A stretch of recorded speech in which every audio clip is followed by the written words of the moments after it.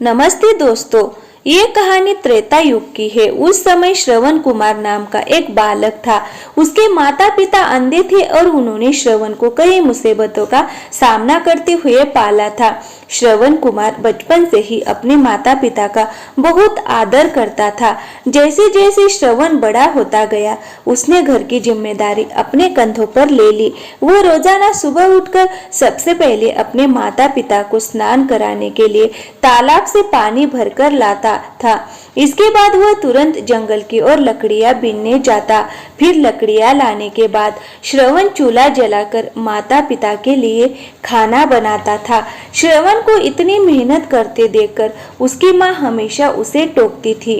वह कहती थी, श्रवण बेटा, तुम इतना सारा काम अकेले क्यों करते हो? खाना तुम मुझे बनाने दिया करो, मैं आसानी से बना लूंगी। इसके बदले तुम थोड़ा आराम कर लिया करो। माँ की इन बातों को सुनकर श्रवण कुमार कहता, नहीं माँ, मैं ये सारे काम आप लोगों के लिए ही तो करता हूँ। भला अपने माँ बाप के लिए किए गए कामों में कैसी थकान, उल्टा मुझे तो खुशी मिलती है। श्रवण कुमार की इन बातों को सुनकर उसकी माँ भावुक हो गई। वो रोज भगवान से प्रार्थना करती, हे प्रभु, इतना ध्यान रखने वाला श्रवण जैसा बेटा हर माता पिता के घर पैदा हो। श्रवण के माँ बाप नियमित रूप से भगवान की आराधना करते थे। वो उनके लिए फूल और पूजा की अन्य सामग्री लाता, फिर खुद भी बिना देर किए माता पिता के साथ पूजा में शामिल हो जाता। श्रवण कुमार धीरे धीरे बड़ा हुआ और जल्दी से घर के कार्यों को खत्म करके बाहर काम पर निकल जाता था। एक दिन श्रवण अपने माता पिता के साथ बैठा था। तभी उन्होंने श्रवण से कहा, बेटा, तुमने हमारी हर ख्वाहिश पूरी की है। अब हमारी केवल एक ही इच्छा है जिसे हम पूरी करना चाहते हैं। यह सुनकर श्रवण ने उनसे पूछा, ऐसी कौन सी इच्छा बाकी है जिसे आप पूरा करना चाहते हैं? आप केवल आदेश दे, मैं आपकी हर ख्वाहिश को पूरा करूंगा। इस पर श्रवण के पिता ने कहा, बेटा, अब हम बूढ़े हो चुके हैं और हम चाहते हैं कि मरने से पहले तीर्थ यात्रा के लिए जाए। भगवान के शरण में जाकर हमें सुकून की प्राप्ति होगी। अपने माँ बाप की बात सुनकर श्रवण कुमार सोचने लगा कि ये वह उनकी इस इच्छा को कैसे पूरा करेगा। उस समय बस और ट्रेन की सुविधा नहीं थी, साथ ही उसके माता पिता देख भी नहीं सकते थे। ऐसे में उन्हें तीर्थ यात्रा कराना भला कैसे संभव हो पाता। तभी श्रवण कुमार को एक तरकीब सूझी। वह तुरंत बाहर गया और वहां से 2 बड़ी टोकरी लेकर आया। उसने उन दोनों टोकरियों को एक मजबूत डंडे में मोटी रस्सी के सहारे लटकाकर एक बड़ा सा तराजू बना लिया। फिर श्रवण कुमार ने उस तराजू में अपने माँ बाप को बारी बारी से गोद में उठाकर बैठा दिया।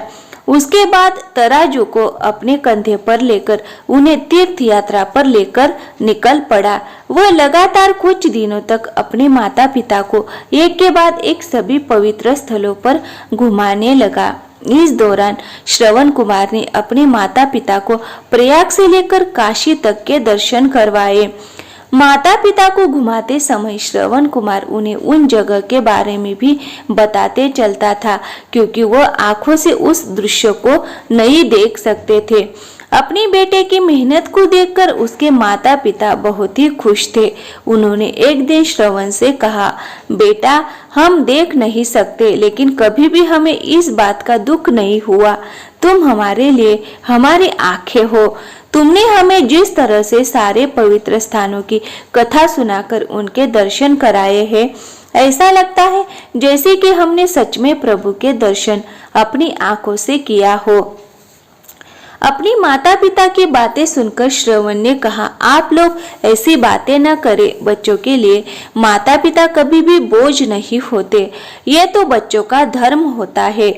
एक दिन श्रवण कुमार आराम करने के लिए अयोध्या के पास अपने माता पिता के साथ रुका। तभी उसकी माँ ने पानी पीने की इच्छा जताई। श्रवण को पास में ही एक नदी दिखाई दी। उसने अपने माता पिता से कहा, आप दोनों यहाँ आराम करें, मैं आप लोगों के लिए अभी पानी लेकर आता हूँ। नदी के पास पहुंचकर श्रवण कुमार कमंडल में पानी भरने लगा। उसी जंगल में अयोध्या के राजा दशरथ भी शिकार के लिए पहुंचे थे। पानी में हलचल की आवाज सुनकर उन्हें लगा कि कोई जानवर पानी पीने आया है। उन्होंने बिना देखे केवल ध्वनि सुनकर ही अपना तीर चला दिया। दुर्भाग्य से वह सीधे श्रवण कुमार को लग गया। तीर लगते ही वह चीख पड़ा। इसके बाद राजा दशरथ जब अपने शिकार को देखने पहुंचे तो वहां श्रवण था।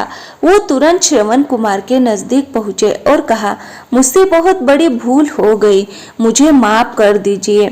मुझे बिल्कुल नहीं पता था कि यहाँ कोई मानव होगा।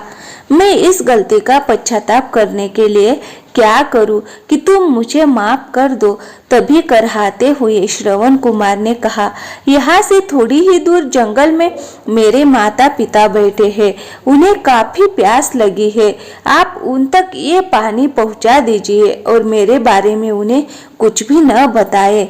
इतना कहते कहते श्रवण कुमार की सांसें रुक गई। श्रवण कुमार के मौत से राजा दशरथ सुन्न पड़ गया। किसी तरह वो श्रवण कुमार के बताए अनुसार जल लेकर उसके माता पिता के पास पहुंचे। श्रवण के माता पिता अपने बेटे की आहट को बखूबी पहचानते थे। जब राजा दशरथ उनके करीब पहुंचे तो उन्होंने आश्चर्य में से पूछा, तुम कौन हो और हमारे श्रवण को क्या हुआ? वह क्यों नहीं आया? राजा दशरथ उनके सवालों का जवाब नहीं दे पाए। उन्होंने चुपचाप पानी उनकी तरफ बढ़ा दिया। तभी श्रवण की माँ ने चिंतित स्वर में जोर से कहा, तुम कौन हो और मेरा बेटा कहाँ है?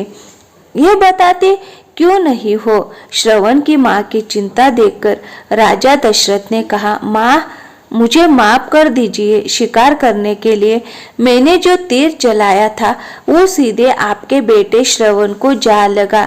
उसने मुझे आप लोगों के बारे में बताया, इसीलिए मैं यहाँ पानी लेकर चला आया। इतना कहकर राजा दशरथ चुप हो गए। राजा दशरथ की बात सुनकर श्रवण की माँ जोर जोर से रोने लगी। उन दोनों ने अपने बेटे की मौत के गम में राजा दशरथ के लाए हुए पानी को हाथ तक नहीं लगाया। श्रवण के पिता ने तभी राजा दशरथ को पुत्र वियोग का श्राप दे दिया। कुछ ही देर बाद श्रवण के माता पिता ने अपने प्राण त्याग दिए। बताया जाता है कि श्रवण कुमार के पिता के श्राप के परिणाम स्वरूप ही राजा दशरथ को अपने पुत्र राम से दूर रहने पड़ा था। राजा दशरथ के इस श्राप को पूरा करने के लिए ही भगवान राम को 14 वर्षों का वनवास हुआ, जिसका माध्यम दशरथ की पत्नी कैकेयी बनी। श्रवण के पिता की ही तरह राजा दशरथ भी अपने बेटे से दूरी को बर्दाश्त नहीं कर पाए और उन्होंने अपने प्राण त्याग दिए। कहानी से यही सीख हर बच्चे को अपने माता पिता की सेवा श्रवण कुमार की तरह ही निस्वार्थ भाव से करनी चाहिए। यही उनका सबसे बड़ा कर्तव्य है। तो दोस्तों, कैसी लगी वीडियो? अच्छी लगी हो तो वीडियो को लाइक करें और हमारे चैनल को सब्सक्राइब जरूर करें। थैंक यू, धन्यवाद दोस्तों।